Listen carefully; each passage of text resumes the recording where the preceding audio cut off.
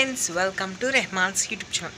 So ఇవాళ long video ఏంటంటే నేను ఆల్రెడీ మీకు ఫర్టిలైజర్ యూస్ చేసి చూపించాను కదా టర్మరిక్ది. సో అది రిజల్ట్స్ ఎలా ఉన్నాయనేది మీకు ఈ వీడియోలో చూపిస్తాను. సో అది చాలా మంచిగా యూజ్ అయింది. సో ప్లాంట్కున్న బ్యాక్టీరియా అది మొత్తం అనేది వెళ్ళిపోయింది, చాలా మంచిగా వర్కౌట్ అయింది. సో మీరు కూడా ఈ వ్లాగ్ చూసిన తర్వాత మీ మందారం మొక్కకి ఇలా కనుక ఉంటే you have to just do it so that మొత్తం అనేది పెస్ట్ కంట్రోల్ అయిపోతుంది. ఇప్పుడు నా ప్లాంట్ చూపిస్తాను, దాని కండిషన్ ఎలా ఉందో. Like 20 days like to 1 month అవుతుంది. సో దాని తర్వాత ప్లాంట్ ఎలా ఉందనేది మీకు చూపిస్తాను ఈ బ్లాగ్లో.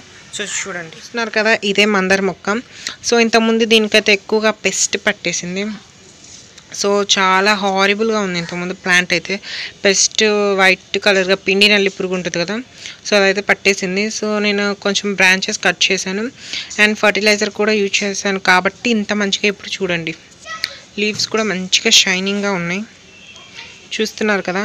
సో మీరు కూడా ఇలా న్యాచురల్ ఫర్టిలైజర్స్ అనేది యూజ్ చేస్తే మీ ప్లాంట్స్ కూడా చాలా చక్కగా ఉంటాయి. సో ఇదిగోండి మొత్తం ప్లాంట్ మొత్తం చాలా మంచిగా షైనింగ్గా ఉంది.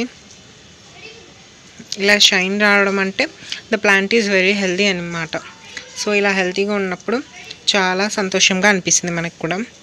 సో ఇక్కడ మొత్తం కూడా చాలా మంచిగా కొత్త చిగుర్లు వస్తున్నాయి. సో ఇంకా మనకి ప్లాంట్కి ఎక్కడ కూడా పెస్ట్ అనేది లేదనమాట. సో పెస్ట్ మొత్తం ఫుల్గా కంట్రోల్ అయిపోయింది. సో ఇక్కడ ఇంకా మొగ్గలు కూడా ఎక్కువ వస్తున్నాయి.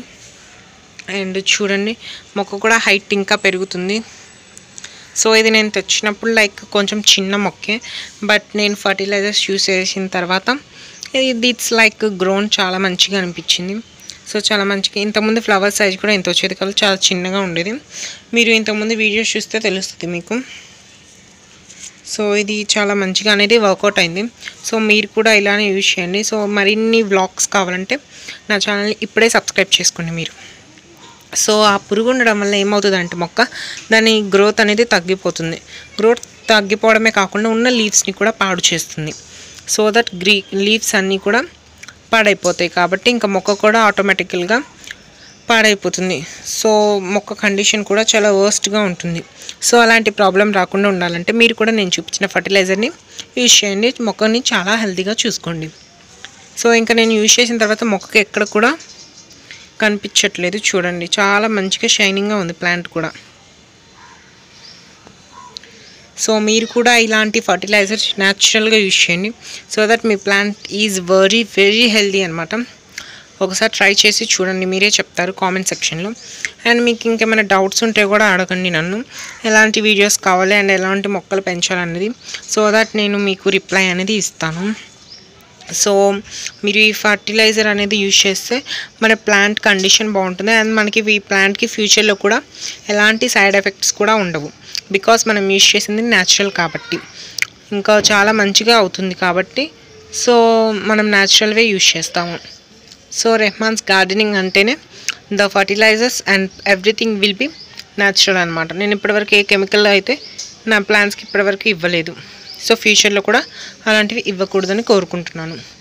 సో మీరు కూడా ఇలా మంచి హెల్దీ ప్లాంట్స్ కావాలంటే నా ఛానల్ని ఇప్పుడే సబ్స్క్రైబ్ చేసుకోండి సో దట్ మీకు టిప్స్ అండ్ ట్రిక్స్ ఇలాంటి ఫర్టిలైజర్స్ న్యాచురల్వి బాగా అర్థమవుతాయి కాబట్టి మీకు చూపిస్తాను ఇప్పుడు. సో ఇదైతే చాలా మంచిగా ఉంది, చూస్తున్నారు కదా వీడియోలో ఎంత మంచి ఫ్రెష్గా కొత్త లీవ్స్ అనేది వస్తున్నాయి. చాలా ప్లాంట్ అనేది చాలా షైనింగ్గా ఉంది. సో ఇదండి ఇవాల్టి వ్లాగ్. Thanks for watching. ఇలానే నా ఛానల్ని సబ్స్క్రైబ్ చేస్తూ నన్ను మీరు సపోర్ట్ చేయాలని కోరుకుంటున్నాను. Thanks for watching. See you later in another vlog.